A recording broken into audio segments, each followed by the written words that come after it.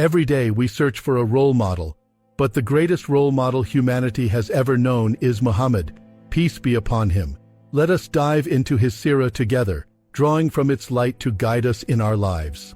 I am Abu Abdullah, on a new journey with the best of creation. From the moment he arrived, the land of Banu Sa'd transformed from dryness into a land filled with blessings and abundance. How did their sheep return full of milk despite the barren land? And why did people begin to feel hopeful and optimistic because of this orphaned child?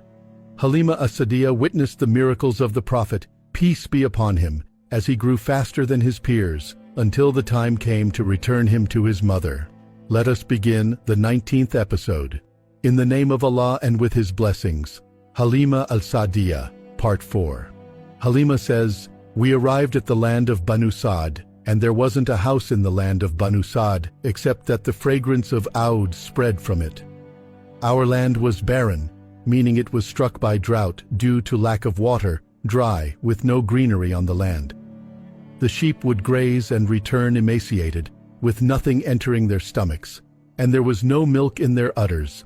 Halima says, "When we arrived with Muhammad, my sheep began to return full, and their udders were filled with milk.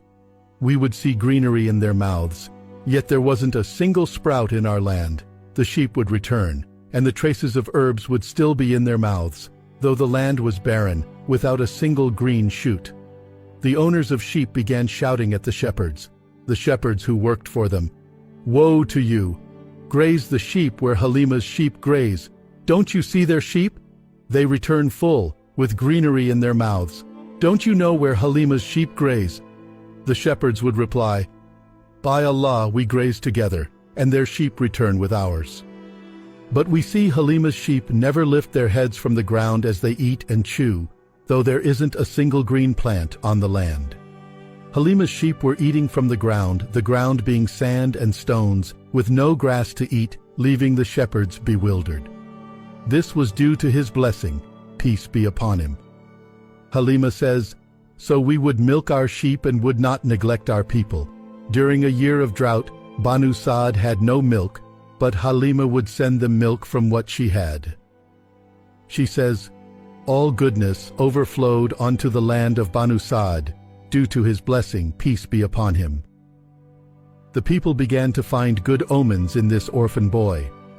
When someone became ill or was afflicted with a sickness, Halima says, they would come to us. He would say, 'Where is Muhammad?' Then he would take his small hand and place it on the sick person, and they would be cured instantly. Immediately, they would recover. And if one of their camels or sheep became ill, they would carry Muhammad and place him on its back, and it would be healed by Allah's permission." Halima says, "Muhammad, peace be upon him, began to grow in a way unlike the growth of other boys. He would grow in a single day what others would grow in a month.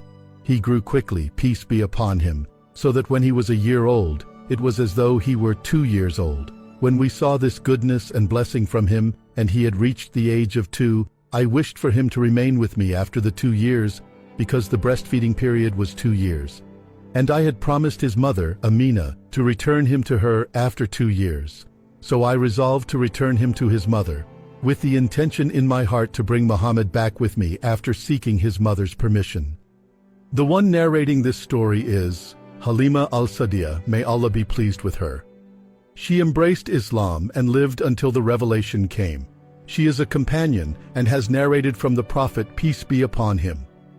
And Allah prolonged her life. She even passed away after the Prophet, peace be upon him, and was buried in Al-Baqi in Al-Madinah Al-Munawwara, next to Uthman ibn Affan, may Allah be pleased with him. And because Halima is a companion, her narrations are accepted, and the noble companions would call her the mother of the Prophet. She says, "We returned with him to Mecca, and when his mother Amina and his grandfather Abdul Muttalib saw him, it was as if he were a grown boy who is 4 years old. His age was 2, but they assumed he was 4. She says they were delighted with his excellent upbringing and rapid growth, peace be upon him. And with this, we come to the end. We will meet again soon, Allah willing, with part 20, so stay tuned. This seerah was written by the humble servant in need of Allah, Al-Anwar al-Muhammadiyah. It is your duty to spread the seerah of your Prophet, peace be upon him. Perhaps you will meet him at the blessed fountain while he is pleased with you, and this will be a reward written for you.